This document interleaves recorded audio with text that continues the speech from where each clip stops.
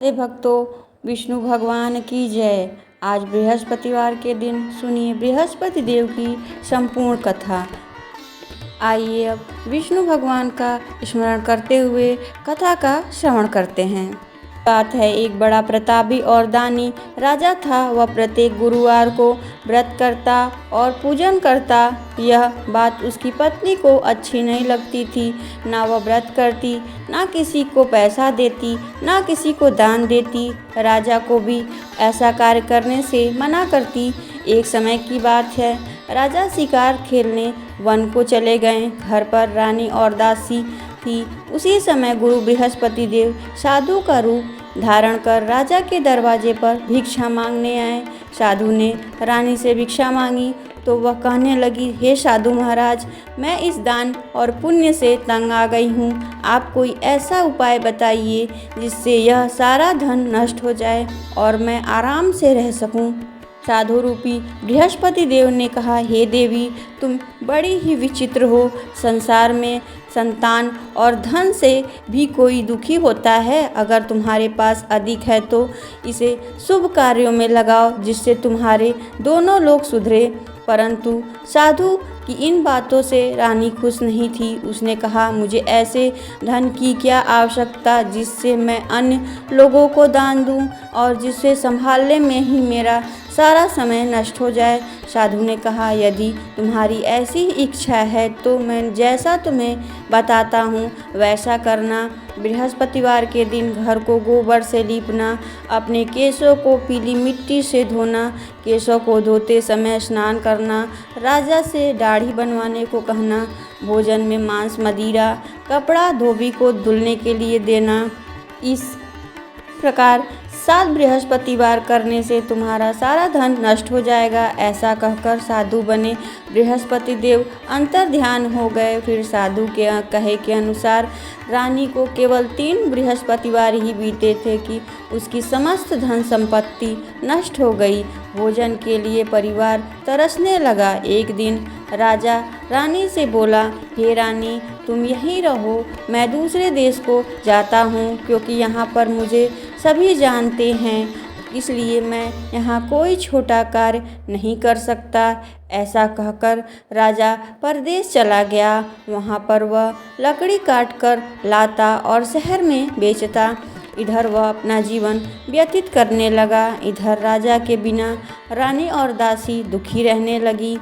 एक समय जब रानी और दासी को 7 दिन तक बिना भोजन के रहना पड़ा तो रानी ने अपनी दासी से कहा, हे दासी, पास ही के नगर में मेरी बहन रहती है। वह बहुत ही धनवान है।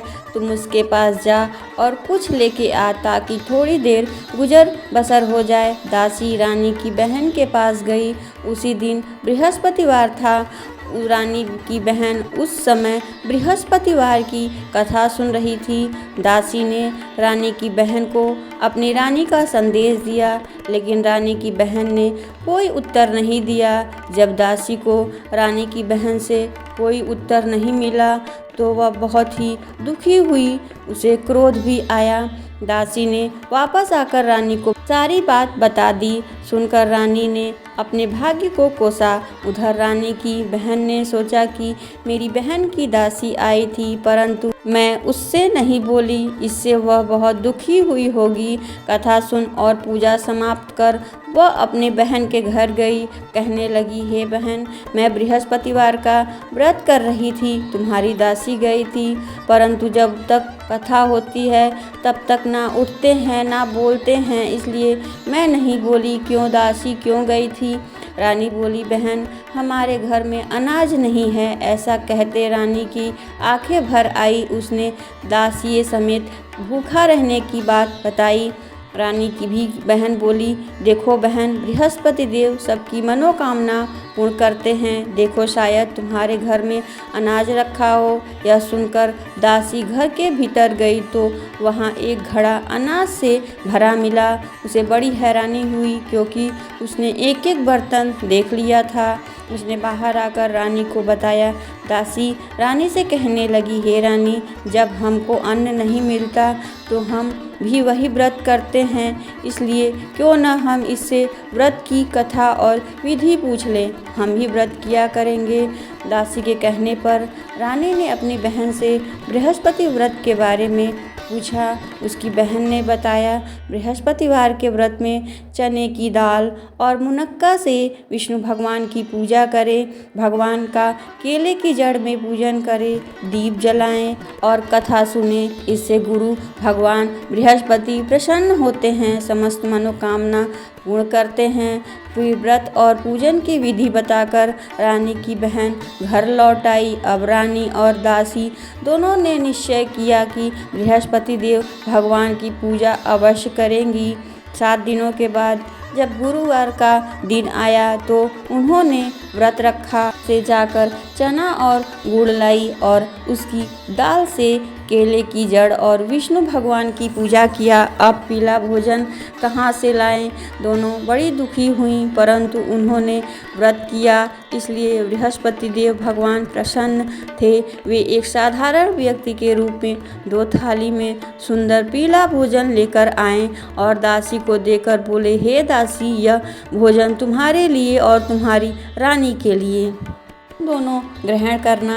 दासी भोजन पाकर बहुत प्रसन्न हुई। उसने रानी को सारी बात बताई। उसके बाद से वे प्रत्येक गुरुवार को बृहस्पति देव का व्रत और पूजन करने लगी। बृहस्पति भगवान की कृपा से उसके पास धन हो गया, परंतु अब रानी फिर से पहले की तरह आलस्य करने लगी। तब दासी बोली, देखो रानी, तुम पहले भी इसी प्रकार आलस्य करती थी, तुम्हारे धन के रखने से कष्ट होता था, इसी कारण सभी धन नष्ट हो गया। अब बृहस्पति देव की कृपा से हमें धन मिला है, तो फिर तुम आलस्य कर रही हो।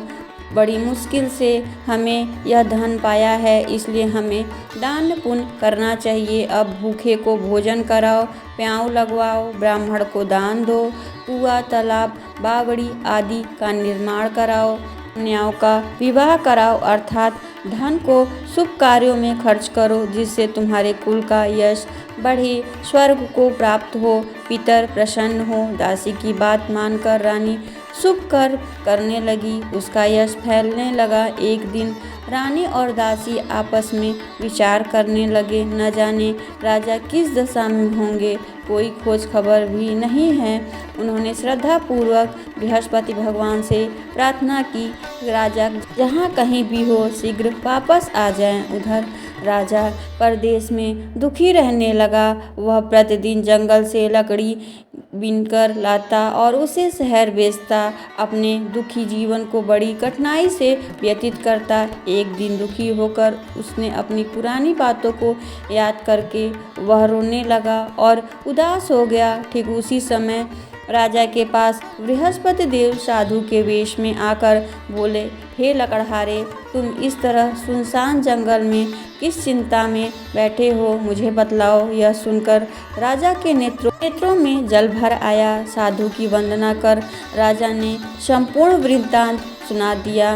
महात्मा दयालु होते हैं। वे राजा से बोले, हे राजा, तुम्हारी पत्नी ने बृहस्पति देव के प्रति अपराध किया था, जिसके कारण तुम्हारी यह दशा हुई। अब तुम किसी प्रकार की चिंता मत करो, भगवान तुम्हें पहले से अधिक धन देंगे। देखो, तुम्हारी पत्नी ने बृहस्पतिवार का व्रत प्रारंभ कर दिया है। अब तुम भी चने की दाल और गुड़ जल के लोटे में डालकर केले का पूजन करो, फिर कथा कहो या सुनो। बृहस्पतिवार भगवान तुम्हारी मनोकामना पूर्ण करेंगे। साधु की बात सुनकर राजा बोला, हे प्रभु, लकड़ी बेचकर इतना ही धन बचता है जिससे भोजन करने के बाद मैं कुछ बचा सकूं, और मैं रात्रि में अपनी पत्नी को देखा, मेरे पास कोई साधन नहीं है जिससे इसका समाचार जान सकूं। फिर बृहस्पति देव की क्या कहानी कहूँ, यह भी मुझे मालूम नहीं। मैं अपनी रानी को व्याकुल देखा, मेरे पास कोई साधन नहीं है जिससे समाचार जान सकूं। फिर मैं बृहस्पति देव की क्या कहानी कहूँ, यह भी मुझे मालूम नहीं। साधु ने कहा, हे राजा, मन में बृहस्पति भगवान का पूजन व्रत का निश्चय करो, वे स्वयं तुम्हारे लिए कोई रास्ता बना देंगे। बृहस्पतिवार के दिन तुम रोजाना की तरह लकड़ी लेकर शहर जाना। तुम्हें रोज से दुगना धन प्राप्त होगा, जिससे तुम भली भांति भोजन कर लोगे और बृहस्पति देव की पूजा का सामान भी ला सकोगे। जो तुम्हें बृहस्पति भगवान की कहानी के बारे में पूछा तो वो इस प्रकार है। बृहस्पति देव की कहानी सभी प्रेम से बोलिए विष्णु भगवान की जय, भगवान की जय। प्राचीन काल में एक बहुत ही निर्धन ब्राह्मण था। उसकी कोई संतान नहीं थी। नित्य पूजा पाठ करता था, लेकिन उसकी पत्नी ना स्नान करती ना किसी देवता का पूजन करती। इस कारण ब्राह्मण देवता बहुत दुखी रहते थे। भगवान की कृपा से ब्राह्मण के यहाँ एक कन्या ने जन्म लिया। कन्या बड़ी होने लगी। प्रातःकाल स्नान करके वह भगवान विष्णु का जाप करती, विष्णु का व्रत भी करने लगी। पूजा पाठ समाप्त कर पाठशाला जाती तो अपनी मुट्ठी में जौ भर ले जाती। पाठशाला जाने के मार्ग में डालती। लौटते समय वही जौ सोने के हो जाते तो उसको बीन कर घर ले आती। एक दिन वह बालिका सूप में उन सोने के जौ को फटक रही थी। तभी उसकी माँ ने देख लिया और कहा, हे बेटी, सोने के जौ को फटकने के लिए सोने का सूप भी होना चाहिए। दूसरे दिन गुरुवार था। कन्या ने व्रत रखा और बृहस्पति देव से सोने का सूप देने की प्रार्थना की। बृहस्पति देव ने उसकी प्रार्थना स्वीकार कर ली। रोजाना की तरह वह कन्या जौ फैलाती हुई पाठशाला चली गई। पाठशाला से लौटते समय जब वह जौ बीन रही थी तो बृहस्पति देव की कृपा से उसे सोने का सूप मिला। वह उसे घर ले आई, उससे जौ साफ करने लगी, परंतु उसकी माँ का वही ढंग रहा। एक दिन की बात है, कन्या सोने के सूप में वह जौ साफ कर रही थी। उसी समय नगर का राजकुमार वहां से निकला। कन्या का रूप देखकर वह उस पर मोहित हो गया। राजमहल आकर वह भोजन तथा जल त्याग कर उदास होकर लेट गया। राजा को जब राजकुमार द्वारा अन्न जल त्यागने का समाचार प्राप्त हुआ तो वह अपने मंत्रियों के साथ वह अपने पुत्र के पास गया और कारण पूछा। राजकुमार ने राजा को बताया कि लड़की के घर का भी पता बता दिया। मंत्री उस लड़की के घर गया। मंत्री ने ब्राह्मण के समक्ष राजा की ओर से निवेदन किया, जिसे ब्राह्मण देवता ने स्वीकार कर लिया। फिर कुछ दिनों के बाद ब्राह्मण की कन्या का विवाह राजकुमार के साथ संपन्न हो गया। इधर कन्या के घर से जाते ही ब्राह्मण के घर में पहले की तरह गरीबी का निवास हो गया। एक दिन दुखी होकर ब्राह्मण अपनी पुत्री से मिलने गया। पुत्री ने पिता की अवस्था देखा और अपनी माँ का समाचार पूछा। ब्राह्मण देवता ने सभी हाल कह सुनाया। कन्या ने बहुत सारा धन देकर अपने पिता को विदा किया, लेकिन कुछ दिनों बाद फिर वही हाल हो गया। ब्राह्मण फिर अपने कन्या के यहाँ आया और सभी हाल कह सुनाया तो पुत्री कहने लगी, हे पिताजी, अब की बार आप माताजी को भी ले कर आना। उन्हें मैं यह विधि बता दूंगी जिससे आपकी गरीबी दूर हो जाएगी। ब्राह्मण देवता अपनी पत्नी को साथ लेकर अपनी पुत्री के राजमहल पहुँचे तो पुत्री अपनी माँ को समझाने लगी, हे माँ, तुम प्रातःकाल स्नान कर आदि विष्णु भगवान का पूजन करो तो सब दरिद्रता दूर हो जाएगी। परंतु उसकी माँ ने उसकी एक बात भी नहीं मानी। वह प्रातःकाल उठकर अपनी पुत्री का बचा जूठन खा लेती। एक दिन उसकी पुत्री को गुस्सा आया। उसने अपनी माँ को एक कोठरी में बंद कर दिया और प्रातःकाल उसने स्नान करा के पूजा पाठ करवाया तो उसकी माँ की बुद्धि ठीक हो गई। इसके बाद वह नियम से पूजा पाठ करने लगी। प्रत्येक बृहस्पतिवार को व्रत रखने लगी। इस व्रत के प्रभाव से मृत्यु के बाद भी वह स्वर्ग को गई। वह ब्राह्मण देवता भी सुखपूर्वक इस लोक का सुख भोग कर स्वर्ग को प्राप्त हुआ। इस तरह से कहानी कहकर सावधिव देवता वहीं आलोक हो गए। प्रेम से बोलिए विष्णु भगवान की जय। धीरे धीरे समय व्यतीत होने लगा। फिर बृहस्पतिवार का दिन आया। राजा जंगल से लकड़ी काट शहर में बेचने गया। उसे उस दिन से और दिनों से अधिक धन मिला। राजा ने गुड़ चने लाकर बृहस्पति भगवान का व्रत किया।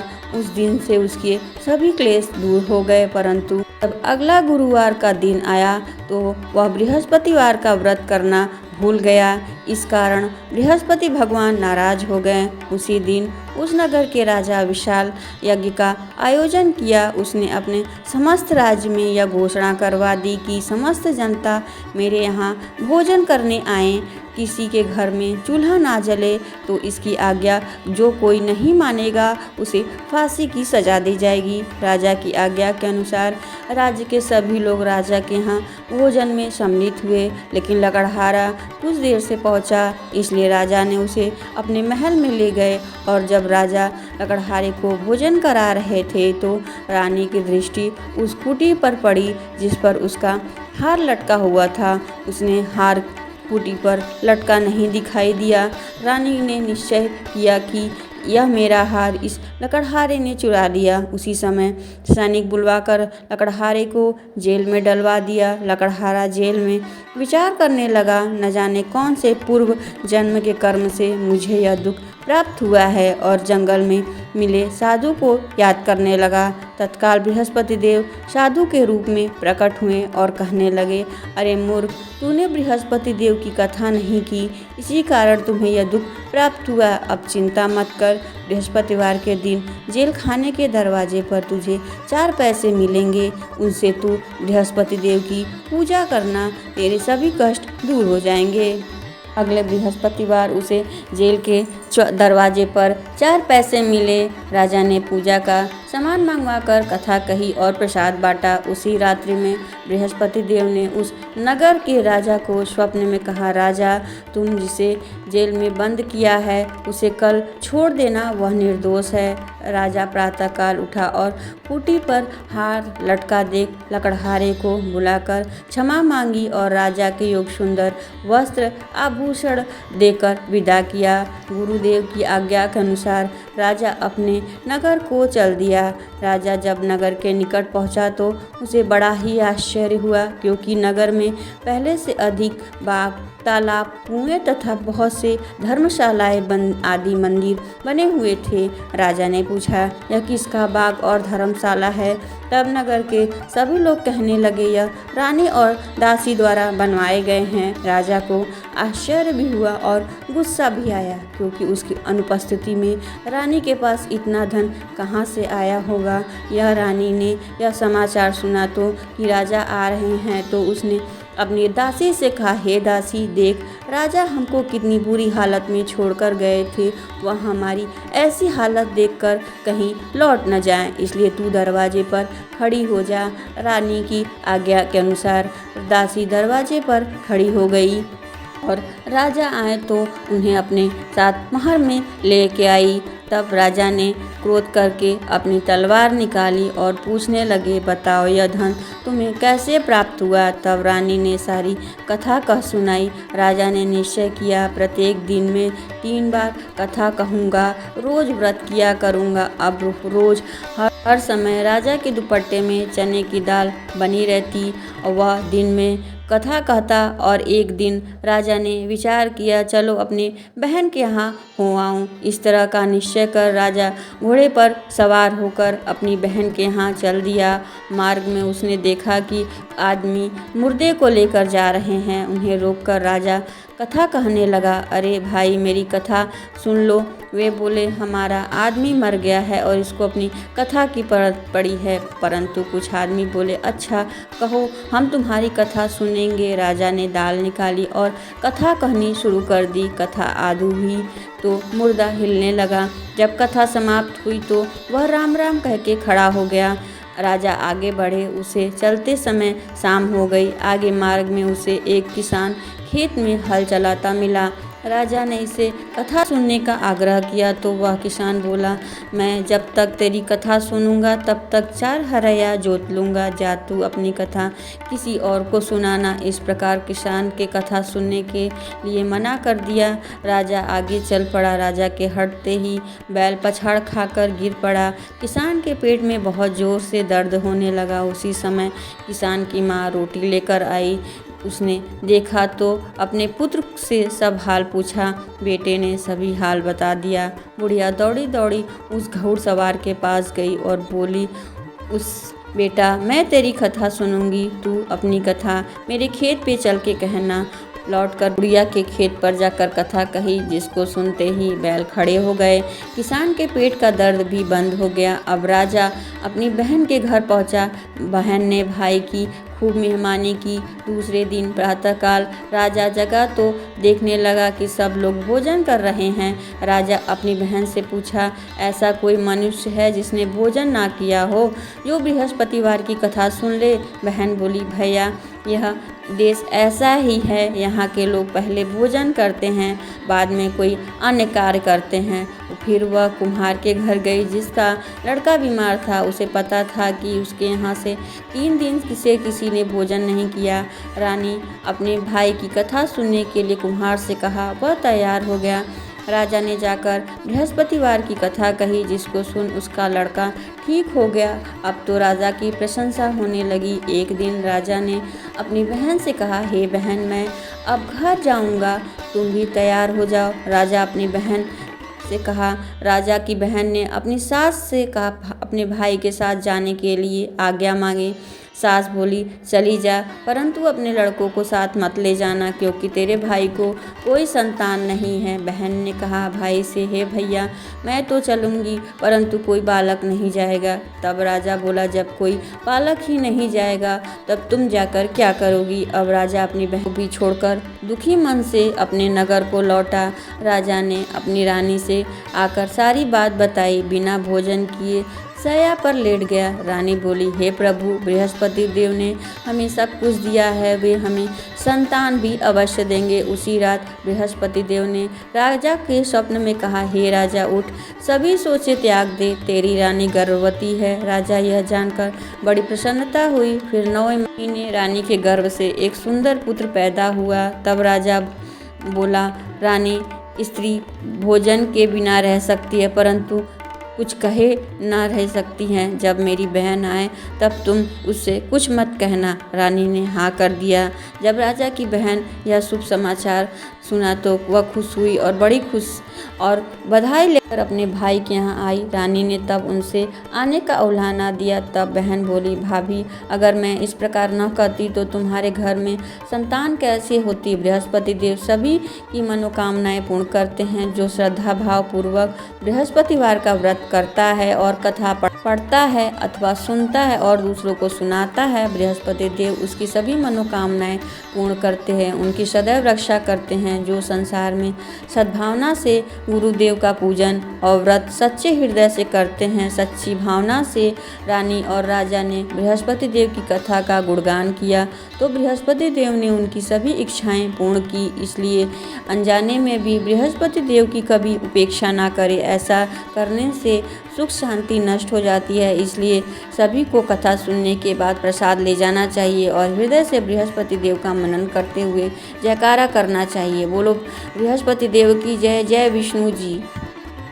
दूसरी कथा का भी श्रवण करते हैं। प्राचीन समय की बात है। एक नगर में एक ब्राह्मण उसकी पत्नी रहते थे। ब्राह्मण बहुत ही ज्ञानी और धर्मात्मा था, लेकिन उसकी पत्नी अत्यंत आलसी और कंजूस थी। उसे पूजा का पाठ करने में कोई दिलचस्पी नहीं थी, न दान पुण्य करने में। एक दिन ब्राह्मण की पत्नी पड़ोस में उसे कहा, बहन, तुम गुरुवार का व्रत क्यों नहीं करती, जिससे घर में सुख शांति और समृद्धि की प्राप्ति हो?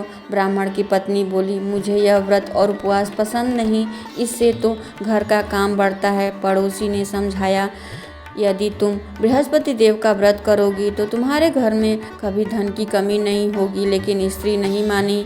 समय बीतता गया। धीरे धीरे उस ब्राह्मण के घर में दरिद्रता आने लगी। घर में अनाज खत्म होने लगा, कपड़े फट गए और धन समाप्त हो गया। यह दिन ब्राह्मण बहुत दुखी हुआ और बोला, यह सब इसलिए हो रहा है क्योंकि तुम व्रत और पूजन नहीं करती हो। पत्नी बोली, अगर मेरे व्रत से सब कुछ ठीक हो जाएगा तो मैं भी व्रत करके देख लेती हूँ।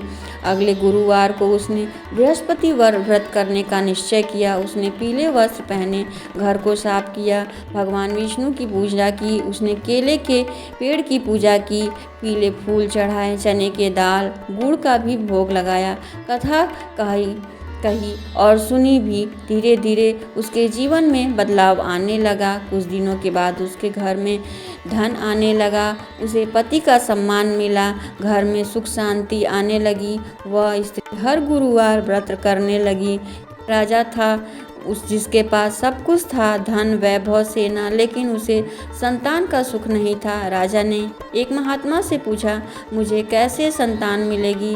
महात्मा बोले, गुरुवार का व्रत करे और बृहस्पति देव की पूजा करे। राजा ने श्रद्धा से व्रत किया। कुछ समय के बाद उसके घर में पुत्र का जन्म हुआ। एक बहन अपने भाई के घर गई। भाई की पत्नी ने उसका अपमान किया, उसे भोजन भी नहीं दिया। दुखी होकर बहन ने बृहस्पति देव का व्रत किया। कुछ समय बाद वह बहुत धनी हो गई। जब भाई उसके घर आया तो बहन ने उसका सम्मान किया और उसे व्रत का महत्व बताया। बृहस्पतिवार का व्रत करने से धन की प्राप्ति होती है, विवाह में बाधाएं आ रही हैं वो दूर होती है, संतान सुख मिलता है और घर में सुख समृद्धि बनी रहती है, शिक्षा और बुद्धि में भी वृद्धि होती है।